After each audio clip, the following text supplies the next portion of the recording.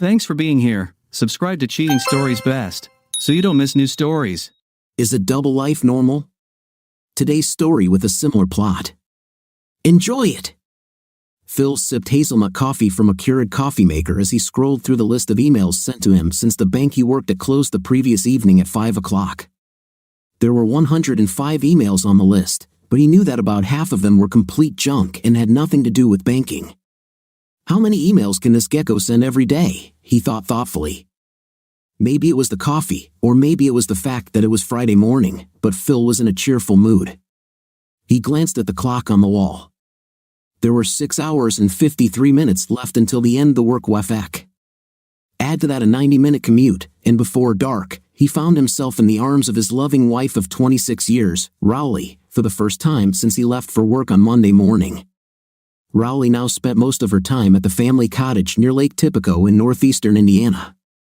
She had spent the last 2 summers there, and the couple decided to extend it into this summer.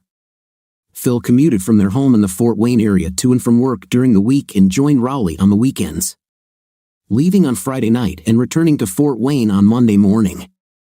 Rowley and Phil had been officially empty nesters for 2 years now since their youngest son graduated from Michigan State University. With none of the children home anymore, Rowley spent about a month depressed and alone in their empty Fort Wayne home before offering to stay at the lake cottage full-time for the summer. If she's going to be alone most of the time, she might as well live in a cottage by the lake where she can swim and spend time on the beach, Phil thought. Of course, he missed her, but during the week, he could easily get by on his own, tending the lawn and doing other things. Phil and Rowley had owned the cottage for 10 years. When the boys were in school, the family spent many weekends in the 3-bedroom house. Then Jeff got his degree and got a job 2 states away, and Robbie got his degree and a job on the West Coast. It was quiet in the house and quiet in the cottage. Phil was glad his wife could enjoy the lake while he worked. He was very happy when she retired a few years ago. And when she suggested they stay at the cottage by the lake and he would come over for the weekend, he was all for it. Isn't that what a lake house is for? So they can enjoy it as much as possible, he thought. I'm glad you're back full-time. This will make life easier for everyone, Glenn Zam, Rowley said over lunch at the lake house Thursday afternoon. It's much easier for us when we don't have to organize meetings and go secretly. It's a slight inconvenience to keep everything kosher, Rowley smiled slightly. Well, finish the salad, and let's see how you like my kosher salami, Zam said with an evil grin on his face. Rowley raised her eyebrows and pretended to be shocked. Then she stood up from the kitchen stool, slowly walked over to Zam, unzipped his trousers, and reached inside. Hi baby, do you miss me? Phil asked Rowley on Friday as he left the bank for lunch. Yes baby, I wasn't expecting your call, she answered with slight hesitation. She stopped moving and gently placed her hand on the chest of the man she was riding. He quickly realized this and stopped moving under the curvy blonde. I figured you wouldn't call and just meet me here at 6:30 or so, Rowley continued. Phil detected a slight hesitation in Rowley's voice but didn't worry about it for a second. He was just glad to hear his wife's voice. I just wanted to say hi. God, I missed you. I forgot how hard the last 2 years have been, he said. Calm down, big boy, you'll be here in just a few hours, she said. I know. I just needed to hear you. See you soon, baby. Love you. I love you too, Rowley ended the call and threw the phone on the bed, smirking. She placed both hands on his chest, raised herself up, and then lowered herself, repeating the action over and over again. Sorry for the interruption, she smiled at the man. You know how possessive husbands can be sometimes. Yes, I know, he smiled back at her, reaching up to caress her large breasts. The couple gradually picked up speed and fell into a strong rhythm for about 15 minutes before the man made a sound. Oh, someone definitely missed me, she said. 10 minutes later, Rowley put several hundred bills in the pocket of her short robe, quickly kissed the man on the cheek, and closed the door behind him. The Trapp's cottage was the only one on the winding street. It was located a couple of blocks from the more expensive houses on the beach. It was easy to get in and out without attracting the attention of too many people. Rowley headed to the master bathroom to freshen up and get ready to meet her husband. She knew that after being gone for 5 days, she could probably leave a bad smell on her, and Phil would never notice it. He walked through the door, and within 5 minutes, she was lying on her back. Still, she knew it wasn't worth the risk of being stupid or careless. Rowley scheduled dinner for 7:30 p.m. after the couple had their reunion. Rowley gave Phil every part of herself. She sincerely loved her husband and physically rejoiced at their union. On Saturday morning, the couple woke up hugging each other. They took a shower and went to dinner at a local restaurant. Several people waved to Rowley as she and Phil took their seats.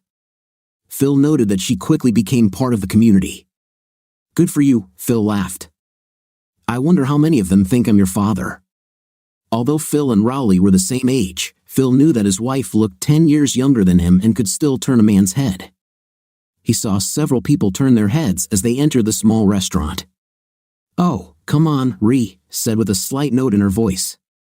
"Not my father, although he is my older brother," Phil chuckled. "Well, when you retire too, more people will recognize you," Rowley said. Among those in the restaurant who calmly observed the couple's communication was Glenn Zam. Arden Cunningham was a very good customer at Glenn Zam's car dealership. He was a handsome man of about 50 who kept himself in good physical shape. At 6 feet 4 inches and weighing 220 pounds, he reminded Rowley of a seasoned athlete. Ree was lying naked on her back on the bed when Arden returned to the bedroom from the bathroom. "That was amazing, big boy," Rowley admired. "You are good yourself," Cunningham said. "Your body gives me so much pleasure." Rowley's eyes lit up at the handsome man's compliments. She ran her hand over his chest as he lay back down. It was 4 p.m. when the couple woke up after an hour's sleep. Rowley reminded herself that Phil always called on Wednesday afternoons when he got home from work. Rowley enjoyed pleasing her men. It was almost a feeling of power. That was one of the reasons she loved it. She never thought of it as a job, profession, or vocation. Rowley knew she had come a long way in the past 27 months. Before she moved to a lake house for the summer 2 years ago, she would never have thought about having intimate with anyone other than her husband. Glenn Zam walked into the cafe with the confidence of a man who has the world by his fifth place. In his case, it was an accurate description. He was 55 years old, trim from hours at the gym, with attractive streaks of gray in his thick wavy black hair. He was handsome in a masculine way, like Russell Crowe. As the principal owner of 17 car dealerships in Illinois and Indiana, Zam always carried a fat wallet in his back pocket. The deputy noticed that on this Tuesday morning in May at 10:30, there weren't many people in the cafe. There were 2 couples of pensioners, 2 single pensioners, and a single pretty blonde who looked to be in her 30s or maybe closer to 40. The deputy noticed that the woman was wearing tight jeans and a tight blue long-sleeved sweater that showed off decent-sized breasts. She was reading from a tablet. The deputy smiled to himself. Years of experience as a car salesman came in handy when it came to communicating with people.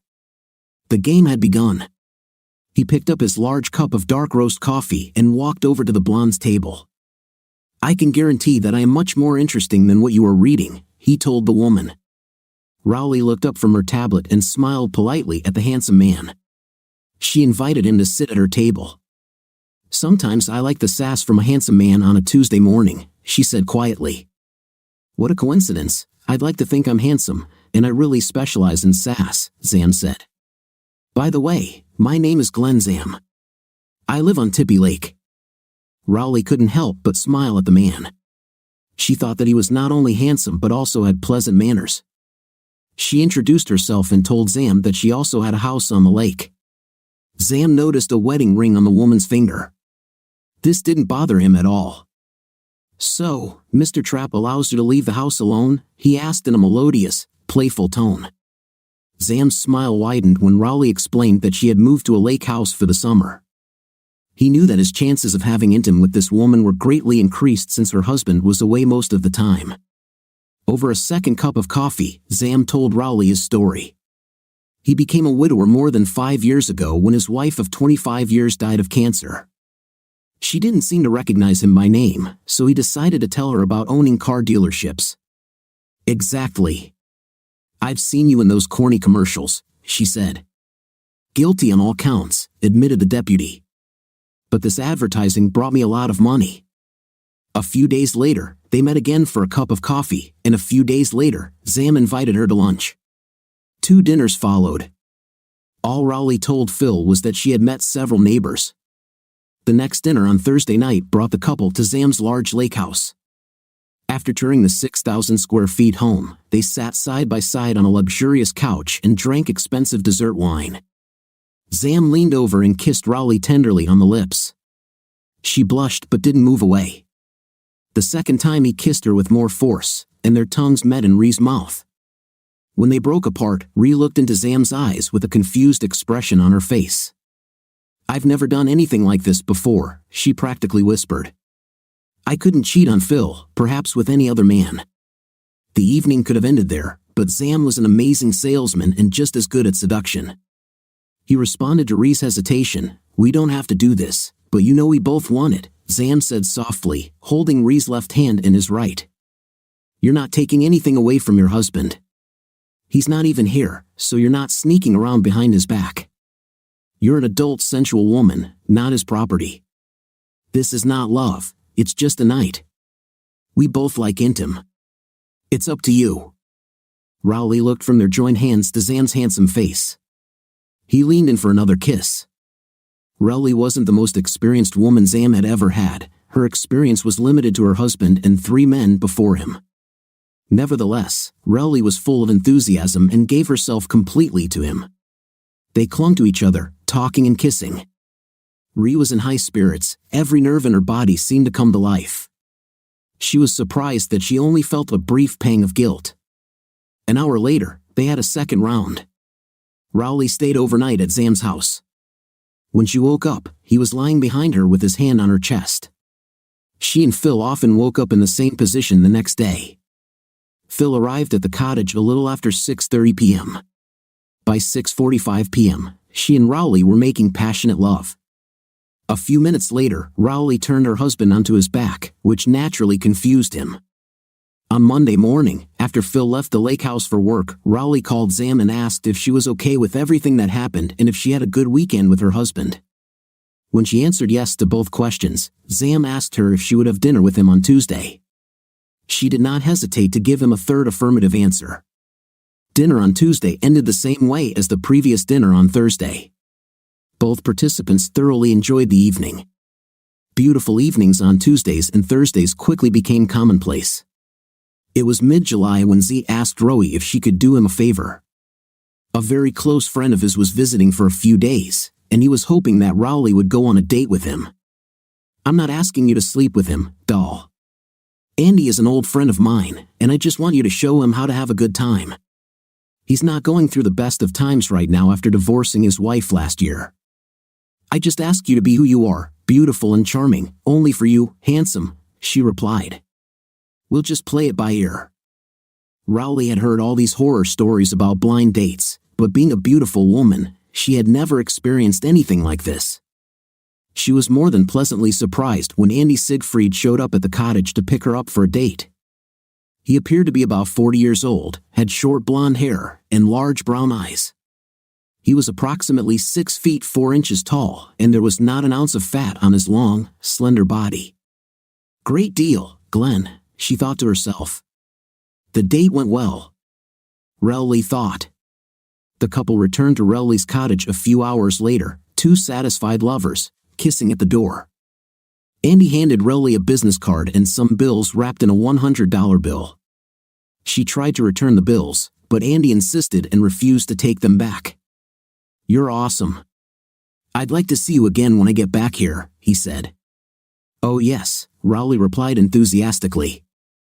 "Was the money your idea?" Rowie asked Sam as they gathered for dinner Thursday night. "You know that I don't need money, right?" "I know. Andy is a good guy." "You had a special date," he said. "He was really funny." "I wouldn't mind another date with him," Rowley smiled. "Only if it doesn't interfere with us," said Sam. "Oh, by the way, don't leave large sums of money anywhere, hubby will see this." A few weeks later, on a Wednesday morning, Rowley was leaving Sam's cottage when he asked her if she would agree to another date the following week. She hesitated for a few seconds before agreeing, on condition that he is as handsome as your last friend, she said. "I will never offer you anything bad," Zam noted. Rowley took most of the cash she received from Zam's friend, Ronnie Gordon, and went to a small bank, where she opened an account. After Andy Siegfried gave her money after having intimacy with him, she opened an account only in her name and strictly online. Phil took a week off and spent it with Rowley at the lake house the first week of September. They spent the week grilling, drinking margaritas, and making love every night. Rowie wore several skimpy bikinis around the house for a week, and Phil thought he was really lucky that his 48-year-old wife still had the body of a 20-something. Rowley warned Zam that her husband would be at the lake house all week. The deputy tried to stay away, although he really missed what he considered his Tuesday and Thursday. To make up for Z's lack of intimacy this week, Rowley and Zam were together from Tuesday until noon on Friday the previous week. Rowley and Phil closed on the lake house on Monday and Tuesday of next week. Having spent the entire summer away from her usual home, Rowley was glad to return home and see her friends in the neighborhood. But she was not entirely happy about returning to her old, regular existence. She knew that she would meet Zam several times over the fall and winter. Phil was delighted to have Rowley back.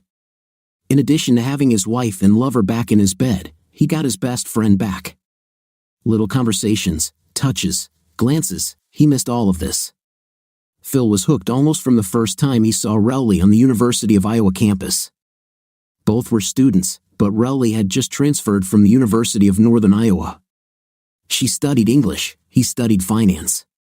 He needed to fulfill one of the requirements, so he enrolled in English Literature 212, a course on women in Shakespeare stories. Rowley took the class because she thought it would be fun and would give her an easy A. An ordinary American man, Phil immediately noticed Rowley when he looked around the class. She sat across the row from him, next to the football player. The couple seemed friendly, and Phil wondered if he had declared the blonde beauty his girlfriend. During the next class, Phil didn't notice the girl until she walked into the classroom right in front of the professor. She quickly looked around the room for empty seats and finally chose the seat next to Phil.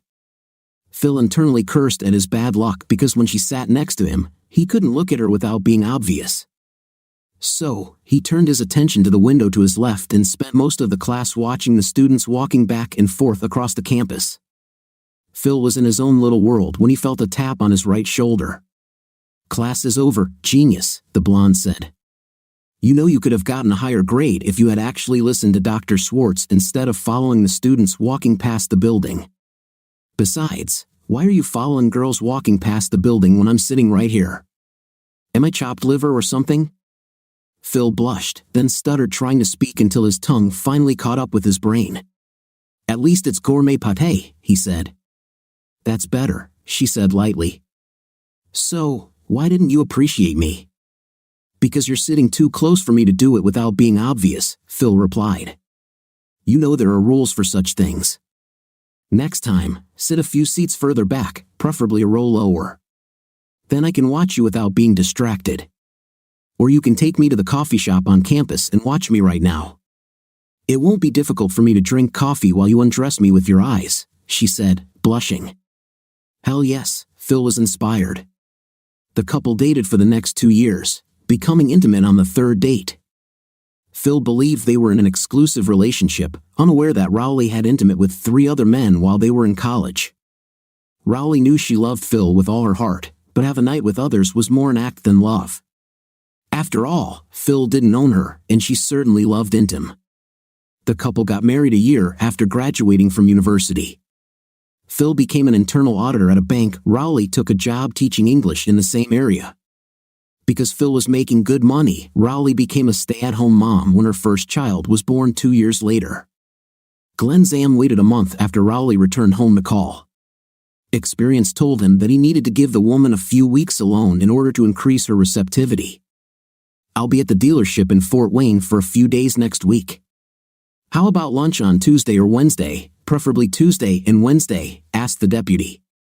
Both days, Ree and Zam ate lunch and then retired to Zam's hotel room, which was located on the opposite side of Fort Wayne from Phil's bank. The couple scheduled a couple more days to meet in a month. "How about we do something with Andy?" asked the deputy. "I keep my room reservation for the whole year. You guys could use it when I'm not here." Phil was not unaware that things changed somewhat in his relationship with Rowley. She seemed more sullen and distant in the bedroom. Intimate with Rowley twice a week was still great, especially since Rowley seemed to be more receptive to more positions and an oral position. But the downside was that the couple seemed to have more intimate and less lovemaking. Phil noted to himself. He once tried to ask Ree if there were problems between them, but she interrupted the conversation, telling Phil that he didn't have to go into the bed if he didn't like something. End of discussion. Phil wasn't entirely convinced that Rowley would spend the entire summer next year at the lake cottage, but Rowley didn't discuss the subject. "If you want to spend more time with me, then sometimes come to the cottage on weekdays," she said plaintively. Knowing that her husband would not want to make the 90-minute round trip from the cottage to his work more than once a week except under special circumstances. Rowley and Phil opened the lake house in mid-May, and by the end of the month, she and Glenn Zam had resumed their Tuesday and Thursday meeting schedule. A week later, Z arranged for Rowley to go out with another friend. As the summer progressed, Zam encouraged Rowley to have a night with several of his wealthy friends. Soon, she was training with friends twice a week, with Zam twice a week, and with her husband on weekends. Her bank account from dates with Zam's friends was growing at a good rate, and she got her own credit card to buy prettiest clothes and lingerie, which she hid in the back of the closet at the cottage. Given that her husband was only in the house on weekends and usually only had intimate with her when they were at the cottage, she knew it was unlikely that he would ever look in her closet. From time to time, Phil noticed small inconsistencies in Ree's actions and behavior, but because he trusted his wife completely, he never connected these actions and behavior together. In her heart and mind, she loved her husband, and what she did with other men was only physical pleasure, different from what she and Phil shared. Money never came first. Technically, Rowley knew that receiving money for intim was a crime, but she never asked for a reward. Apparently, Glenn had made some arrangements with the men he sent her. She certainly enjoyed this with his friends, all of whom seemed to be quite wealthy and good bed partners. Life was good for Rowley, even if the closing of the lake house at the end of the season made her dating life a little more awkward. Andy Siegfried was Rowley's first and still favorite client provided by Zam. He had asked her to go away with him for a long weekend sometime after the summer. But she would not have felt comfortable going away with another man and leaving Phil home alone until the opportunity presented itself by chance. Phil announced that he would attend a week-long banking seminar in San Francisco at the end of March, leave on Sunday, and return home the following Saturday. Rowley wasted no time in calling Andy back and telling him about the lucky break. Andy immediately booked the couple in Miami, Florida, for 4 days and 5 nights. Jorge Alvarez was an assistant branch manager for Crossroads Bank in Leesburg, Indiana. On the third day of a banking conference, sitting next to him at the lunch table was Phil Trapp, senior vice president of Flagstar Bank's Fort Wayne, Indiana branch. When Jorge saw the badge, he smiled to himself. What were the chances that he would remember the wife of the man sitting next to him at the conference in San Francisco? The 6 bank employees around the table discussed the topics of the day's seminar for a while and then moved on to more personal conversations. Halfway through dinner, Jorge told Phil about their affair a couple of years ago. "I helped your wife open your account in my branch, Georgie told Philosophy. I appreciate this business. How long have you had your lake house?" Phil was completely confused. He handled all the banking and paid the bills himself. He knew nothing about the Crossroads Bank account. He hoped his mouth wasn't hanging open stupidly. For about 10 years now. For the past 2 years, Rowley has lived there all summer. "I visit her on weekends." "Do you see her often?" "Actually, I don't see her. It's basically an online account," she told me. "But once or twice a week, I see her at the entrance when she tops up her account." Phil's brain was now working overtime. He knew that technically, Jorge shouldn't have told him anything about the account since Phil wasn't on it. Rowley went shopping specifically for her trip to Miami with Andy. She spent about $6,000 on several outfits, new shoes, and of course, several pieces of exotic lingerie. That money was a drop in the bucket compared to what she had put into her secret account, and Phil never saw her separate credit card bill. Rowley loved feeling Andy's toned body as they played. He was also very creative and took the time to learn about Rowley's preferences. Intim with Andy was more egalitarian than with most of her other partners, where she did everything she could to please her partner without caring about herself. If Rowley was honest with herself, she knew she was probably too emotionally attached to Andy, even though it was just a night. With the others, including Glenn, she knew she was slowly falling in love with Andy. Spending all this time together, Rowley knew it wasn't good for her marriage. Rowley left about 6 hours after Phil left for the airport. For days passed quickly for Rowley. The couple dined in nice restaurants, went dancing, went shopping, and spent time on the beach, alternating this with, in Rowley's opinion, amazing intim. It felt like she and Andy were newlyweds. On Friday's flight home, Rowley was calm and thoughtful. For the first time, she thought about her actions. Until this week, it was always just a night. It wasn't necessarily better intimate, it was something new, different, and illegal. This week everything changed. Rowley folded her hands in her lap, and her right hand touched the large wad of bills in her pocket. Andy reached out and covered both of her hands with one large hand. He knew who she was, the wife of one man, the mistress of another, paid for intim by him and others. What if he had met her before her husband? Would he be her husband now? And if he were her husband now, would she cheat on him? When Phil walked through the door on Saturday night, both Phil and Rowley had a lot on their minds.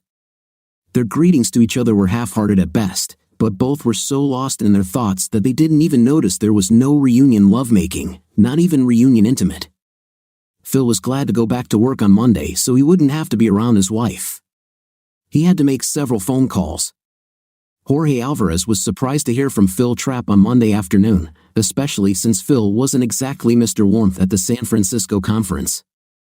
At one of the dinners, they sat next to each other and seemed to get along, but suddenly Phil fell silent and did not say anything until the end of the dinner. For the rest of the conference, he practically avoided Jorge. "Jorge, I think I owe you an apology, and I need professional courtesy," Phil said after the pleasantries. Phil explained to Jorge that he did not know about his wife's Crossroads account and was caught off guard because Rowley had no reason to transfer the money to a private account. Although it was illegal and unethical, he asked Jorge to send him the account information out of professional courtesy. Jorge complied with the request. Phil was shocked to see that Rowley had accumulated $58,000 in her private account, including a $66,000 deposit made at 9:15 that morning. Most of the deposits were made while Rowley was living at the lake house, but there were deposits made every few weeks throughout the rest of the year. As a veteran of the banking industry, Phil knew exactly who to call when he needed investigative work and video surveillance. Since early May, Rowley had moved back to living on the lake full-time. She found it a little strange that Phil agreed to it so easily this year after being reluctant to agree the previous 2 years. For a brief moment, she wondered if her husband was actually glad to see her out of the house. Could Phil be having an affair? Rowley's worries about Phil disappeared during her first Tuesday date with Glenn Zam at his lake house. It had been 3 weeks since the couple hooked up in Fort Wayne. It was a wonderful night, and the morning after, Rowley thought, as Glenn dropped her off at her own lake house. She'd have a few hours to lounge on the terrace before getting ready for her first date of the summer season.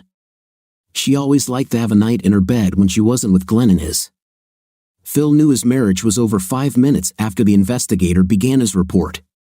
In the month since Rowley returned to the lake house, she had intimate with Glenn Z 8 times at his house and also had intimate with 6 different men at the Trapp cottage. 7 times on each occasion at the Trapp home.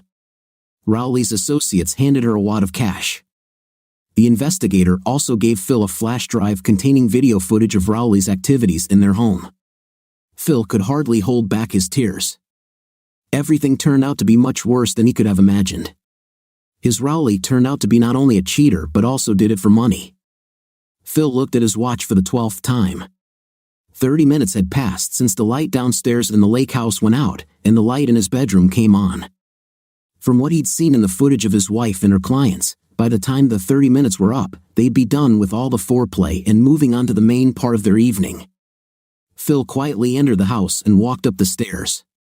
Because of the noise coming from the marital bedroom, he could probably walk into the house with a boombox slung over his shoulder, and neither of the 2 occupants would hear him. "Let him play until the end. We don't pay attention," Phil exclaimed, walking into the bedroom. What the hell? Arden began to shout, moving away from Rowley. No! Rowley screamed, trying to hide in the sheets. Phil walked up to his wife and handed her the ubiquitous manila envelope. Arden reached out and grabbed Phil's left arm, at which point Phil spun around and punched the naked man in the face with his right hand. Arden let out an ear-piercing scream as blood gushed from what had once been a chiseled nose. Phil reached down to the floor, grabbed Rowley's discarded white bikini panties, and wiped the blood off his hand.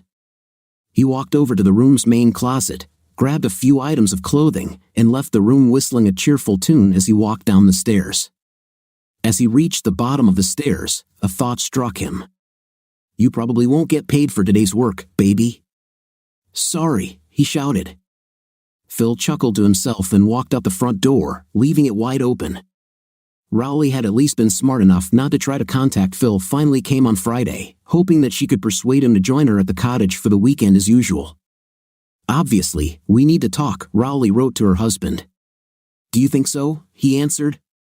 Rowley hoped that Phil would arrive on Friday evening as usual and stay over the weekend. She had to be content with the fact that he agreed to come on Saturday morning.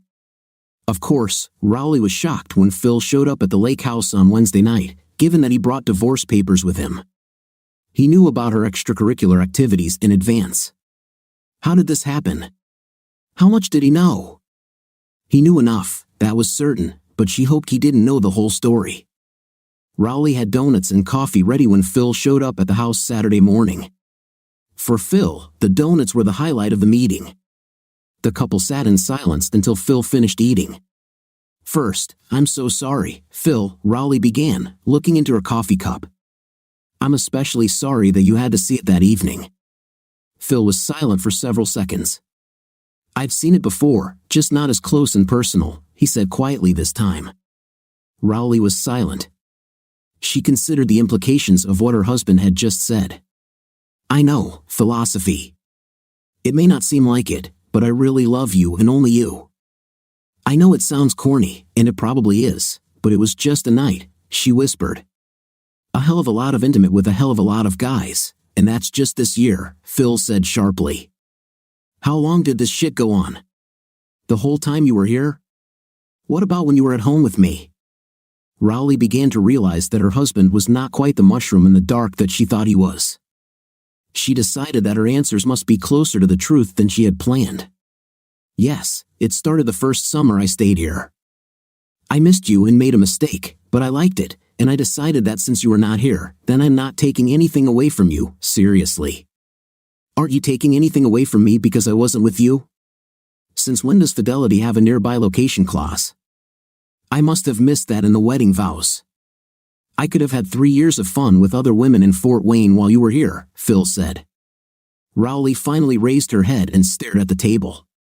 Her lips moved, but no sound came out of her mouth. And one more thing, it's not enough that you were a traitor, but also having Intim for money. You didn't need the money, Rowley. It was all about Intim with new and different men, and doing it in secret made it that much more exciting, he said. I never asked for money, but when they handed it to me, the thought that I had just been paid for a night made me do everything possible for my partner. You know, Phil, I don't do anything by halves. Phil nodded slowly. So, is there anything I can say to get us together, Phil? Anything? I don't want to get a divorce. I love you more than your lovers am. Over the past few years, you've had almost as much Intim with him as you have with me. What about the character Siegfried? I've seen the way you look at him when you're with him, Rowley blushed deeply. Somehow Phil knew everything. There was little she could say in response. Maybe we should try going to a marriage counselor, philosophy. Anything? I don't want to get a divorce. Yeah, well, I don't want my wife to be a bad wife either, but I guess sometimes you can't always get what you want, Phil said. Rowley and her lawyer were able to convince the judge hearing the divorce case to order marriage counseling. This lasted 1 session. When the counselor found out what Rowley had been doing for 3 years, she stopped counseling. I didn't ask them to do this. This money was given to me as a gift, Rowley cried when the consultant called a spade a spade. Yes, they may not be able to arrest you, but a rose by any other name, said the consultant. Have you ever thought about personal counseling, Mrs. Trapp? Phil was looking for something unusual to read and was browsing the nonfiction shelves at one of the Allen County Public Library branches. He was lost in thought when he heard what sounded like someone jumping up and down a few feet away from him. Turning around, he saw that it was indeed someone jumping up and down, short, blonde, about 5 foot tall, trying to get a book from the top shelf. Her short skirt levitated and fell with each jump, giving Phil a view of the black panties she was wearing. The girl blushed when she realized that Phil was watching her. "Oh, sorry," she said to Phil, smoothing out her skirt. "Could you get me the Hemingway book on the second shelf?" Phil also blushed when he realized that the girl had caught him looking at her panties. "Of course, no problem," he said, handing her the book she asked for.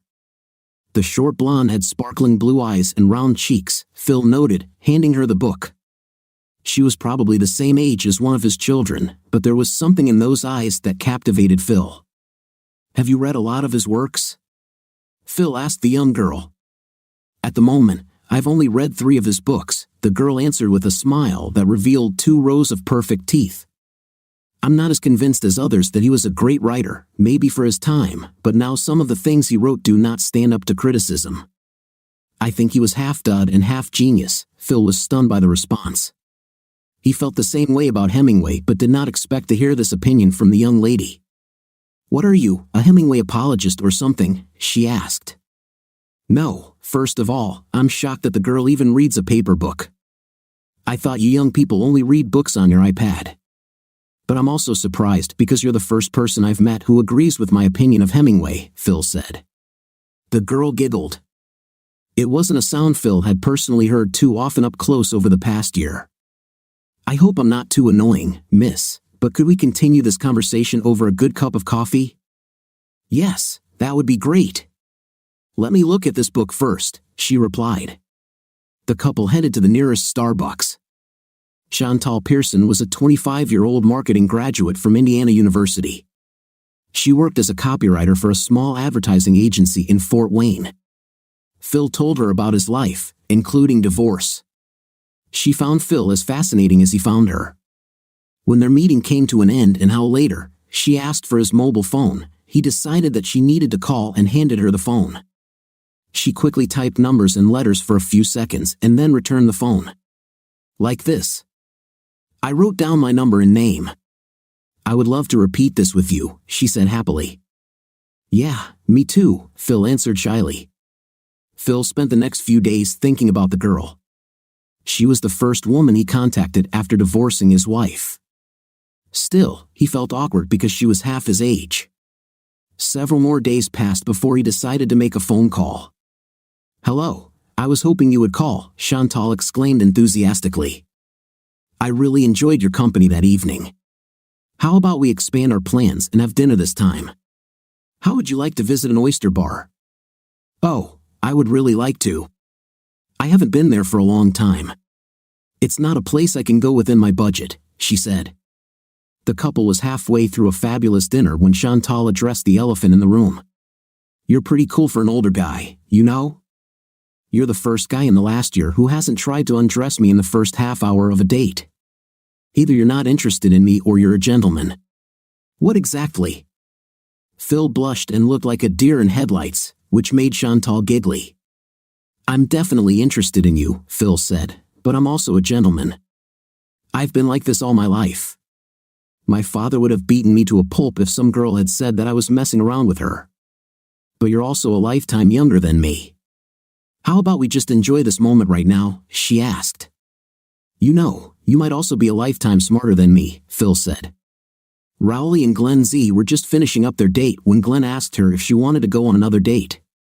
She always enjoyed the dates Glenn arranged for her, and she had to admit that things were much easier now that she didn't have to worry about her ex-husband. In addition, she now had free weekends, which she often used for dates. "How would you feel about a younger guy this time, let's say someone around 30? Glenn asked. "If only he gets your approval." "You know I trust you," Rowley replied. Rowley's date was the son of one of Glenn's friends. He was a former college basketball player and was still in good physical shape. Although he was not distinguished by the sophistication of many of Rowley's other companions, he had youth and physical strength on his side. While enjoying intimate, Rowley admitted that physically, the young man was a little larger than she was used to. "God, I need a nap," she said to herself as the young man handed her a wad of bills as he walked out the door. Phil was amazed that despite the age difference between him and Chantal, they were still dating 6 months later. On the third date, they entered into an intimate relationship. Although he was not physically the same person as he was 25 years ago, Phil made up for it with experience, enthusiasm, and love. Although she had only a few suitors with whom she could compare him, Chantal considered him an excellent lover. They hugged after an exciting session of lovemaking. Phil loved to cuddle after lovemaking and taught the young woman to appreciate this act. After a few minutes, Phil felt her body tense. He looked down and saw that she was looking at him with an unreadable expression on her face. "Phil, you know I love you, right?" Chantal whispered. Phil was sure he knew where this was going and, sighing heavily, rolled onto his back. No, Phil, all wrong," Chantal quickly stammered, realizing what Phil was thinking. "I think we're great together, but I think you deserve better." "The best." "What are you?" "You hardly, honey," Phil chuckled. "Well, what would you say about me plus 25 years? Phil drawled. "There is only one woman in the whole world who could be better for you than me, and that is my mother. Could you do me one little favor and ask her out for once, please?" "Your mom, seriously?" Chantal blinked her blue eyes and gave Phil her most charming smile as he whispered. Phil was shocked when he picked up Lala Pearson for their date 2 weeks later. Chantal told Phil that her mother was 25 years older, but if Phil didn't know better, he would have thought it was Chantal's older sister. The resemblance between them was uncanny except that Lala had light pink blonde hair. Lala was 2 years younger than Phil, 50, and had been married to Chantal's father for 18 years before divorcing him because he was a chronic cheater. As Chantal explained to Phil, she and her father had reconciled after several years of separation. However, her mother still doesn't talk to her ex. Phil and Lala enjoyed their date, although Lala noticed him looking at her awkwardly several times during the evening. Finally, she asked, "You and your daughter are so similar that it's almost scary." Phil answered, "It's like dating sisters." "How much did you girls talk before this?" "State." "Should I have performance anxiety?" Lala giggled, sounding just like Chantal. Phil liked the sound but still thought it was weird. "It's up to you. I didn't make any specific plans. Chantal trusts you completely, so I decided that I would just follow your example. None of us are kids anymore, right?" "I guess that takes some of the pressure off then," Phil said, "but I have to warn you, I'm not as flexible as my daughter." Lala said, "I understand perfectly." Phil grinned. At the end of the evening, the couple ended up at Phil's. It was the Wednesday before Thanksgiving. Rowley was planning a family dinner. The children were due to arrive on Thursday morning, and Phil plus one other person were to arrive in the afternoon to allow time for food. However, ahead of the big day, Rowley was enjoying her new favorite client, Jason Legg, 30, and one of his friends, Tommy Wickersham. Rowley met Jason immediately after her divorce from Phil, and he quickly became her favorite due to his age and energy. He asked Rowley if she would be willing to have her first threesome, and after some hesitation she agreed. They were in the midst of it when Rowley's youngest son, Robbie, entered the lake house using the key he had. As he led the young woman into the house, he stopped in his tracks when he looked into the kitchen and saw his mother entertaining a couple of guests. "Mother," he shouted in despair. "We have to go," Robbie said to the young woman who followed him into the house. The girl stood frozen in place watching what was happening in the kitchen while Robbie tried to push her back out the door. Her introduction as Robbie's fiancée will have to wait until later. "Oh God, no," Rowley screamed, pulling away from her young lovers. Phil's phone rang before Robbie pulled the car out of the driveway at the lake house.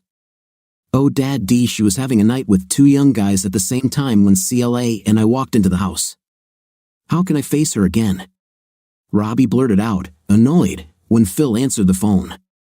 "Wait, what?" answered Philosophy. "Slow down and talk to me, Robbie." Robbie explained to Phil that he had come home a day early to celebrate and introduce his parents to his fiancée. He wanted to surprise his mother and didn't call, but entered the house using his key. It was a surprise for him. You must remember, Robbie, that your mother is now a single woman and doesn't have to answer to anyone for what she does in the privacy of her own home. In the future, you should probably call before using your key, or maybe even give it away, Phil said. I can't believe you, of all people, are defending what she allows herself to do, Dad, Phil thought for a second and then chuckled. Teaching children is life's work, he thought to himself. If you were lucky enough to entertain 2 girls in a room, would you consider yourself immoral? Robbie asked philosophy. I would consider myself dead because Claire would kill me, Robbie replied. And if you weren't engaged, what then, said philosophy. Just because your mother is over 50 doesn't mean she's not pretty. Well, I can tell you this, Dad, she'll get a +1 invitation to the wedding like everyone else, not a +2, Robbie joked. I think that's fair, Phil said. Robbie and Claire spent the night at Phil's house. The next day, Thanksgiving, everyone went to the lake house to eat turkey and all the other dishes. Rai pulled her son and his fiancée aside and apologized as they pulled up to the lake house. When Phil entered the house, he looked at Rai and silently shook his head. She blushed appropriately. After a half-dozen dates with Layla, Phil realized he had broken up with Chantal, but he didn't want their friendship to die, so he called her and set up a lunch date. Chantal, in turn, was delighted with the relationship Phil had with her mother. But how would you feel if we went further, Chantal? I don't want this to be awkward for any of us, Phil said. I'm fine, baby. Remember, it was I who gave you to your mother, she said, smiling widely. Okay, you're right. But I would still like to keep you in my world as a friend, little minx. I really liked you. What about family, was inspired. I would make an excellent adopted daughter, you know. Mom thinks I'm a great daughter. You're as thin as a pie in the face, Phil said. It's only been 6 dates. Yes, but we also had a lot of dates. Can't you just transfer my account to her? Phil put his head in his hands and shook his head. He raised his head, smiling widely. You two would make a great team, half a pint squared, she giggled and smiled. Don't wait too long, Phil, and if it doesn't work out, don't hurt her. I could never hurt any of you, Phil said. I'm partial to fairies, you know. 6 months later, Phil asked Layla to marry him. A month after that, she moved into his house. To Robbie and Claire's wedding, Rowley took her good friend Glenn Z, and Phil took his fiancée, Layla. The two couples met face to face for the first time when they sat next to each other in the row of the groom's parents' minutes before the ceremony began. So, we finally met, philosophy. I'm Glenn Zam, Rowley's friend Zam said, approaching Phil with his hand outstretched. Phil looked at Zam blankly and did not extend his hand. As I understand it, friend and mediator, Phil said loud enough for only the 4 to hear. Whatever Zam said, removing his hand, Rowley glared at her ex-husband. She was too busy to notice that Claire's mother was also looking at her with the same fury. Claire told her parents about what she saw at the lake house a year ago. Robbie had introduced his mother to Claire's mother the night before at the rehearsal dinner. As Rowley began to step forward for the expected hug, the other woman squeezed her shoulder tightly, stopping the movement. She looked up in shock and blushed deeply, realizing that Claire's mother had heard about the date at the lake house. Claire's mother hugged Layla without hesitation, and it was obvious that the two women had already spent time in each other's presence. Rowley understood that she was an extra woman. Glenn Zam wasn't thrilled when the county health department told him his bed partner had contracted syphilis and he needed to get tested and get results back within a week. Rowley. I warned you about these young guys who always think they're invulnerable, he shouted to her on the phone. Rowley pulled the phone away from her ear as he screamed. She sat on the edge of the bed and sobbed. She learned about her intimate transmitted disease the day before at the doctor's office. The continued burning pain in her perineum told her she was in big trouble. The next day, Rowley learned she had an even more serious problem. In subsequent years, several more houses were built on the street where Rowley lived. One of them belonged to a famous doctor and his wife who found out exactly what Rowley was doing. Glenn Zam's lawyer was good, and given that the arrest was Rowley's first, she was sentenced to only 1 year in prison with 6 months probation. Although she could have gotten up to 6 years on the felony charge, worse than the verdict. However, was the impact the crime and the ensuing publicity had on her family and life in general. Her children and parents were heartbroken. "So, that day when I found you at your house having a night with those two guys, it was business." "Oh God, Mom," Robbie said in a telephone conversation a few days after Rowley's arrest. "How many guys have you done this with?" Rowley didn't answer the last question, hoping it was just a bad reaction to the situation and not an actual question. While Rowley spent her days in orange, Layla chose cornflower blue for her wedding dress. Robbie was his father's best man, and Chantal was her mother's maid of honor. Rowley's conviction spurred Cusco County prosecutors to further investigate Glenn Zam's case, especially with the support of several of Zam's neighbors. At first, Zam laughed off the investigation, but as it spread to several cities in which he had dealerships in several areas of his various businesses, it became a serious concern. Negative publicity associated with Zam being investigated for his involvement in such a business led to the sharp decline of his dealerships. Zam lost millions when he sold his dealerships 2 years later. What do you think of our story today? It looks to me like karma found a wife and that got Rowley arrested and she couldn't live with him properly. What do you think? Write in the comments.